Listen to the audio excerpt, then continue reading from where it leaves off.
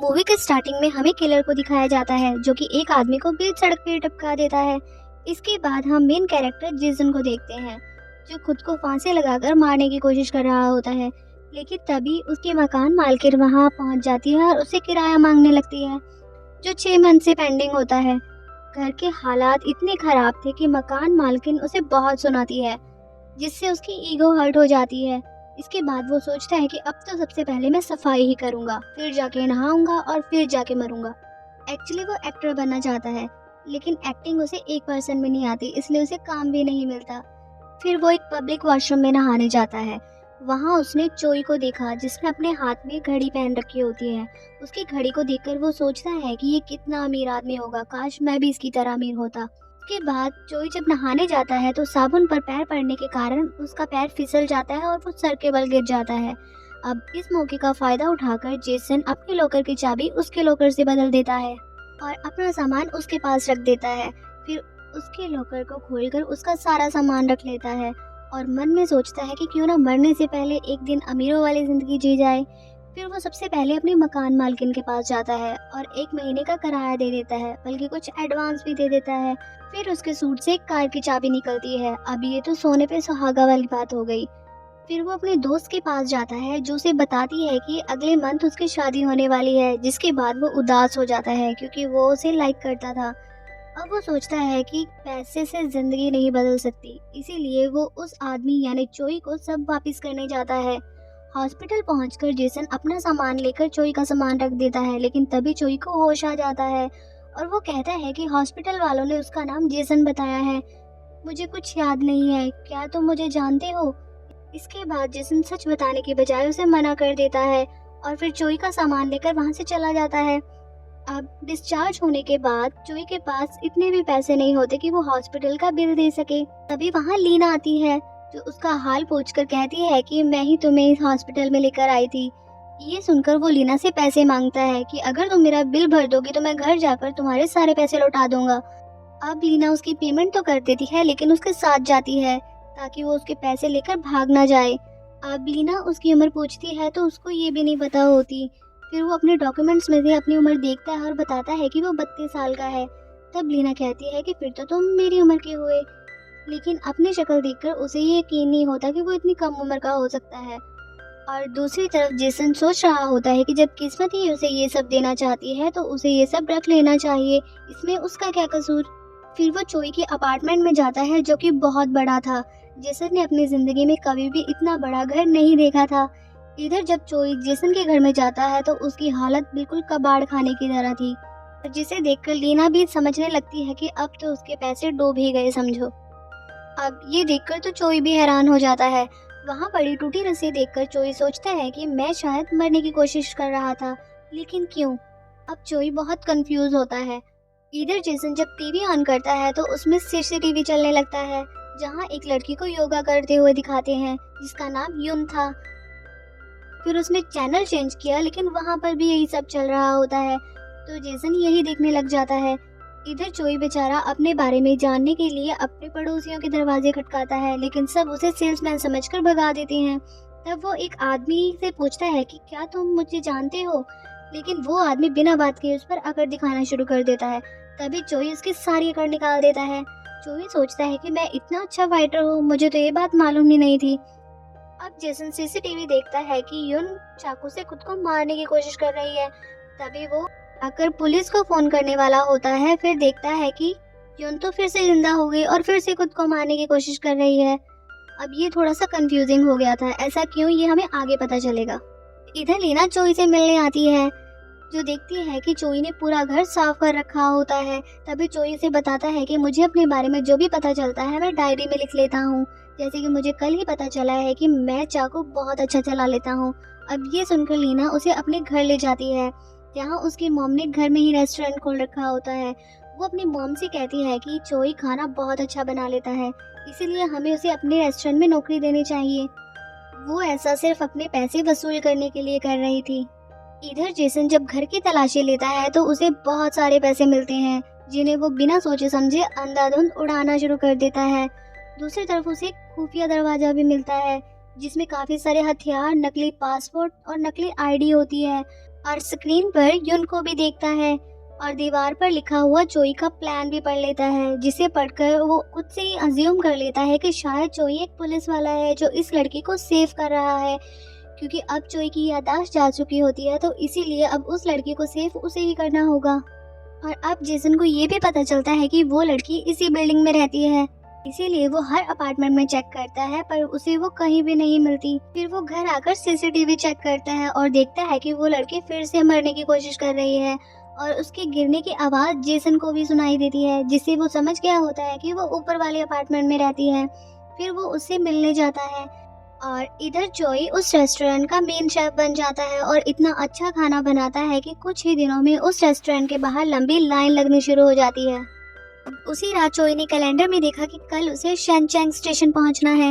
वो सोचता है कि शायद वहां जाकर मुझे अपने बारे में कुछ पता चलेगा, इसीलिए मॉर्निंग वो तैयार होकर वहां पहुंच जाता है। वहां उसे एक आदमी अपने साथ ले जाता है। वो नहीं जानता था कि उसे एक्टिंग करवाने के लिए ले जाया जा रहा है, क्योंकि जिसन ने ऑडिशन दिया होता है। अब वहाँ डायरेक्टर को चोई की एक्टिंग पसंद नहीं आती, क्योंकि वो सब सीन्स में गड़बड़ कर रहा होता है, जिससे डायरेक्टर परेशान हो जाता है। इधर जेसन युन का पीछा करता है और एक हॉस्पिटल में पहुंच जाता है, जहां वो देखता है कि एक आदमी युन का पीछा कर रहा होता है, जिसे युन भी देख लेती है। इसीलिए युन को बचाने के लिए वो युन को साथ लेकर भाग जाता है। शाम को पेमेंट लेते वक्त चोई इस आदमी से अपने बारे में और डिटेल मांगता है, जहां उसे अपने यानी कि जेसन के डैड के बारे में पता चलता है। जहां पर पहुंचकर उसे पता चलता है कि जेसन के डैड एक बार्बर का काम करते हैं और वो चुपचाप से वहां जाकर बैठ जाता है और उनकी बातें सुनने लगता है, जिन्हें सुनकर उसे पता चलता है कि जेसन के डैड उसे एक बहुत बड़ा एक्टर बनते हुए देखना चाहते हैं, लेकिन वो अभी तक कुछ नहीं कर पाया होता है, लेकिन उसके डैड को उस पर पूरा भरोसा होता है। अब ये सुनकर चोई ठान लेता है कि वो बहुत मेहनत करेगा और एक दिन बहुत बड़ा एक्टर जरूर बनेगा। इधर युन अपना सामान लेकर बाहर किसी से मिलने जाती है, लेकिन जिसे वो मिलने गई होती है वो वहाँ पर पहुँचता ही नहीं है। उसे लगता है कि शायद नेक्स्ट थर्सडे आना होगा। इधर चोई अपनी एक्टिंग स्किल को सुधारने के लिए खूब मेहनत करता है, जैसे कि अपनी फिटनेस का ख्याल रखता है और डायलॉग बोलने की प्रैक्टिस करता है। फिर उसे एक फाइटिंग सीन में काम मिल गया होता है, जहाँ पर उसे हीरो के बॉडीगार्ड का रोल मिला होता है। वो अपने सीन में इतना घुस जाता है कि हीरो के फाइटिंग सीन भी खुद ही करने लगता है, जिसे देखकर हीरो भी परेशान हो जाता है, लेकिन डायरेक्टर को उसका सीन इतना पसंद आता है कि वो उसे पहले टेक में फाइनल कर लेता है।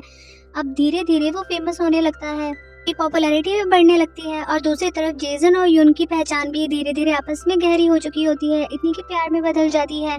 ऐसे ही एक दिन जेसन को चोई के क्लाइंट का फोन आया होता है, जिनसे वो चोई बनकर बात करता है और चोई बनकर ही उनसे मिलने भी जाता है, जहाँ पर उसका क्लाइंट कहता है कि हमने युन को तुम्हें मारने को कहा था, लेकिन अभी तक ये काम क्यों नहीं हुआ। जल्दी से काम खत्म करो, वरना हम इस काम के लिए किसी और को हायर कर लेंगे।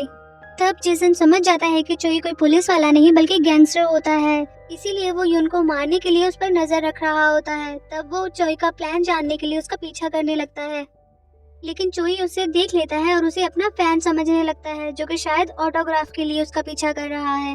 उसी रात को चोई को एक रोमांटिक सीन शूट करना होता है। वो फाइटिंग सीन तो खूब अच्छे से कर लेता था, लेकिन रोमांटिक सीन उसके बस की बात नहीं थी, इसीलिए वो शूट को नेक्स्ट डे पर पोस्टपोन कर देता है। फिर वो लीना की हेल्प लेता है कि अगर वो एक बार प्रैक्टिस कर लेगा तो नेक्स्ट डे अच्छे से परफॉर्म कर पाएगा। फिर लीना उससे प्रैक्टिस करवाती है और नेक्स्ट डे वो इतना अच्छा परफॉर्म करता है कि डायरेक्टर कट बोलना ही भूल जाता है। इधर जब युन किसी का वेट कर रही होती है, तब वहाँ पर जेसन आ जाता है और वो उसे कहता है कि तुम जिसका वेट कर रही हो वो यहाँ पर कभी नहीं आएगा और तुम उसे देखते ही भाग जाना, यानी कि वो चोई की ही बात कर रहा था। वो युन से झूठ भी बोलता है कि वो एक पुलिस वाला है और वो तुम्हारी रक्षा करेगा।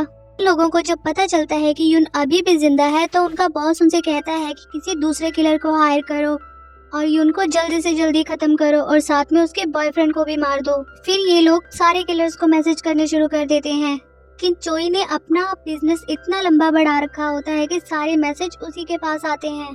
फिर चोई यहाँ लीना की फैमिली के साथ पिकनिक मनाने आया होता है। ये सब लोग बहुत एंजॉय करते हैं और चोई भी बहुत खुश होता है। अब रात को लौटते वक्त बारिश शुरू होने लगती है। तब रेडियो पर वो गाना बजता है जिसे चोई अक्सर सुना करता था और उसे सब याद आ जाता है। वो फौरन अपने घर जाता है और देखता है कि उसके फोन पर युन को मारने के लिए नए कॉन्ट्रैक्ट आए होते हैं।